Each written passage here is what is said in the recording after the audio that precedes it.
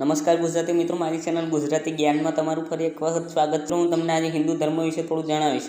તો વિડીયો આગળ વધારો તે પહેલાં જલ્દીથી વિડીયો લાઇક કરી સાથે ચેનલ સબસ્ક્રાઇબ કરી બેલ આઇકન દબાવો, જેથી કરીને મારા નવા વિડીયો નોટિફિકેશન તમને મળે સૌથી પહેલાં। હિન્દુ ધર્મ ભારતનો પ્રમુખ ધર્મ છે। માન્યતા છે કે હિન્દુ ધર્મ પ્રાચીન આર્ય સમાજના વેદો પર ચાલીને વિકસિત થયો છે। હિન્દુ ધર્મનો ઉદય ક્યારે અને કઈ જગ્યાએ થયો તેની પાકી જાણકારી કોઈને નથી। માન્યતા છે કે વેદો અનુસાર આર્ય સમાજે જ હિન્દુ ધર્મને પોતાનો ધર્મ બનાવી લીધો। હિન્દુ ધર્મના પૂર્વ ગ્રંથો અને પુરાણોથી નક્કી થાય છે કે હિન્દુ ધર્મ ખૂબ વિકસિત અને સમૃદ્ધ હતો।